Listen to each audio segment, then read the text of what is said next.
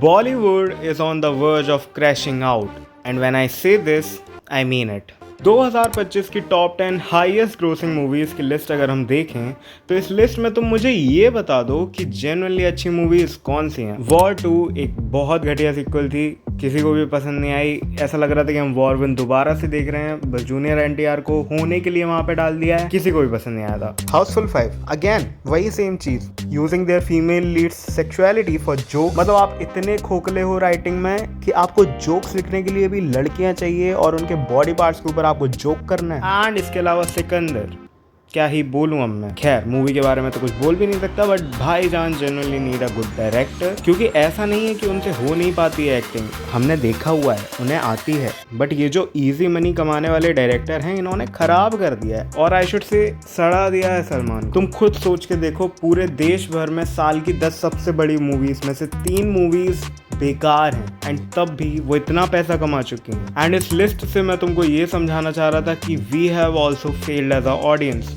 मतलब ये लोग कुछ भी बनाते हैं एंड हम बस हमारे फेवरेट स्टार्स को देखने के लिए चले जाते हैं थिएटर्स। एंड ये बात इन मेकर्स को भी पता है कि बड़े स्टार रख दो मूवी में, लोग झक मार के आने वाले, और अगर नहीं भी आते हैं तो भी at least musical rights, movie right OTT को बेच के तो प्रॉफिट निकाल ही लेंगे। एट दिस पॉइंट बस यही सोच के मूवी बन रही है सारी की सारी कि कुछ भी कचड़ा स्टोरी ले लो, वरना इतना भी नहीं सोचना है यार, कोई भी रीमेक पकड़ो, मूवी शूट करो, एक्टर्स बीच में थक जाए तो एआई शूट कंप्लीट करेगा भाई। इसके बाद मूवी को भर के मार्केट करो उस बड़े स्टार के नाम से, अगर प्रॉफिट होता है तो ठीक है, फिर बाद में लॉस होने पर राइट्स बेचो एंड प्रॉफिट अंदर ले लो सुमड़ी में।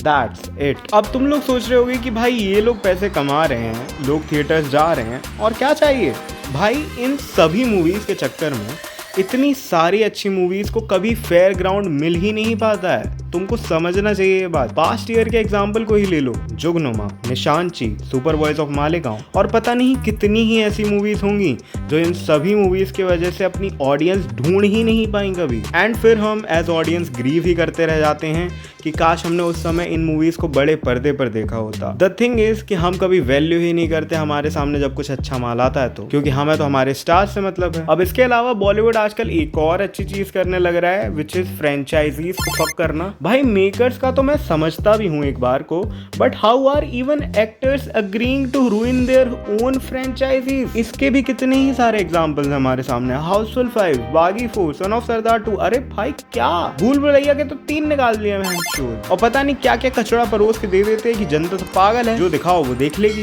क्योंकि आपका इंटेंट तो कोई समझ ही नहीं पा रहा है ना। अभी रिसेंट में भी वेलकम टू द जंगल और धमाल 4 जैसी मूवीज आ रही हैं, जो कि भी इतनी प्रॉमिसिंग नहीं लग रही है। धमाल 4 फिर भी ठीक है, but welcome to the jungle छी भाई। पूरी ही इंडस्ट्री ऐसा लग रहा है आजकल एक मशीन बन गई है जो इंडस्ट्रियलिस्ट के ब्लैक मनी को व्हाइट में कन्वर्ट करने का काम कर रही है। कोई प्रूफ नहीं रहता इन चीजों का, बट तुम खुद ही सोचो, इतनी बड़ी बिग बजट मूवीज का सारा पैसा जाता कहाँ है।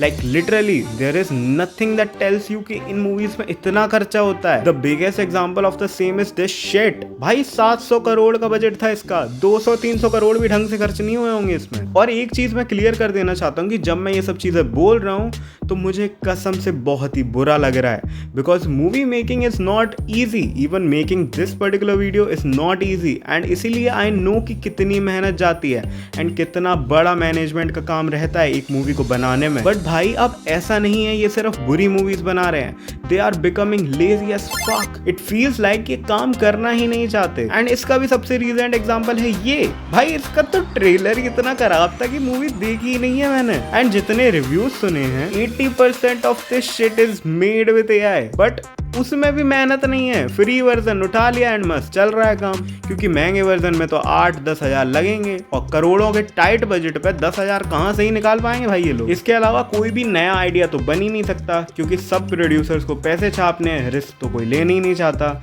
जो बनाते भी हैं रिस्क टेकिंग मूवीज, उसमें से 90% ऑफ द प्रोजेक्ट फेल हो जाते हैं। एंड जो चल भी जाती हैं, एग्जाम्पल के लिए ले लो धुरंधर, तो सब उसी को ही कॉपी करने लग जाते हैं, एंड उसके जैसी ही वाइब और थीम कैरी करने वाली वाली मूवीज देखने लगते हैं। हम पे भी हैं 1000 करोड़, हम भी बना देंगे स्पाई थ्रिलर एक। अरे नहीं बन रही है भाई तुमसे। इसी कॉपी कैट सिंड्रोम को भी रोकना बहुत जरूरी है, क्योंकि अगेन आप कुछ भी नया नहीं बना रहे हो, बस दूसरों के टेम्पलेट पे थोड़ी सी स्टोरी ऑर्डर करके डिफरेंट एक्टर्स लेके चेप दे रहे हो भाई। तो तुम्हारा टैलेंट कहाँ गया? तुमको क्यों पैसे दे के देखें भाई? अब तुम मेरी भी एक बात समझो, this video is not for giving out my frustration. मैं यहाँ रेंट नहीं कर रहा हूँ, टेक्निकली कर दिया बट करने का इंटेंट तो नहीं था मेरा। This video is actually made to make these movie makers aware कि हमारे जो पुराने ब्रिलियंट स्टार्स थे एंड करेंटली जो भी स्टार्स हैं, जो अभी भले ही हग रहे हो बट पहले अच्छा काम किए हुए हैं, आप उन सब की लेगेसी को झक मारने में लगे हुए हो। आप लिटरली बॉलीवुड की लेगेसी खराब कर रहे हो। भले ही कुछ मूवीज आके सिनेमा रिवाइव करने की कोशिश करती रहती हैं, जैसे छावा, धुरंधर, बट स्टिल